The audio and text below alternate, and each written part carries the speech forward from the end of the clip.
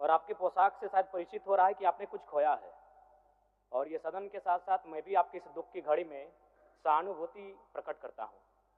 अध्यक्ष महोदय, तमाम विपक्ष के साथियों ने विशेष बात को रखा कि जो सरकार होती है संभवतः उनसे अगर कुछ त्रुटि हो भी जाती है तो उसके बचाव में खड़ी अपने आप को पाती है। तो इसलिए अगर आप वास्तव में अगर झारखंड राज्य की समस्याओं से परिचय होना चाहते हैं तो आपको विपक्ष में बैठे और नए विधायक जो चुनकर आए हैं उन्हें आपको बेहतरीन अवसर देने का प्रयास करना होगा। अध्यक्ष महोदय, अगर आपकी व्यक्तिगत बात कही जाए तो आपकी कुशलता की, आपकी योग्यता की, आपकी निपुणता की पूरा राज्य प्रशंसा करता है। लेकिन हमें लगता है कि अपने व्यक्तिगत विषयों से हटकर हमें आज राज्य के जो ज्वलंत मुद्दे हैं उन पर भी अपने ध्यान आकृष्ट करने की आवश्यकता है। अध्यक्ष महोदय, मैं झारखंड लोकतांत्रिक क्रांतिकारी मोर्चा अपने पूरे संगठन की ओर से आपको बधाई देता हूं और आपसे विशेष मांग करता हूं, क्योंकि मैं जिन परिस्थितियों से यहाँ से चुनकर आया हूं, कहीं ना कहीं राज्य के शोषित वंचित लोगों की एक बहुत बड़ी अपेक्षाएं हैं।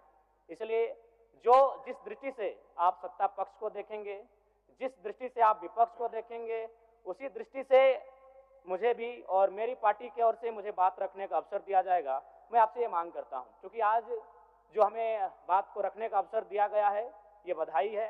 मैं आपको पुनः बधाई देने के साथ साथ बस मैं ये कहना चाहूँगा, चूँकि मैं एक छात्र के नाते इस विधानसभा में आया हूँ, छात्र की गलियों से, छात्र आंदोलन से मैं पहचान बनाकर आया हूँ और मैं आपके माध्यम से सरकार तक ये संदेश देना चाहूँगा।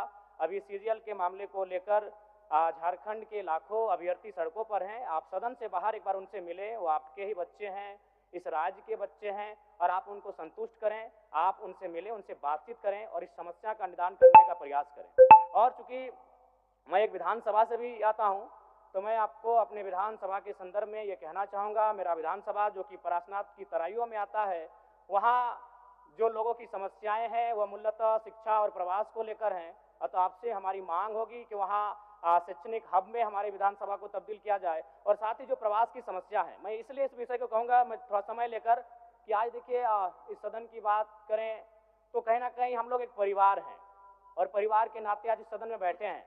लेकिन मैं जिस विधानसभा क्षेत्र से आता हूं उसके आसपास के विधानसभा क्षेत्रों की एक घटना है। अभी कैमरून में 45 मजदूर फंसे हैं। तो मैं सदन बधाई के बीच में आपका ध्यान आकृष्ट करना चाहूँगा, ये गंभीर विषय है और वे रोते रोते टेलीफोन किए हुए थे कि उनको पानी की, केवल पानी पीकर वो कई दिनों से अपना दिनचर्या को काट रहे हैं।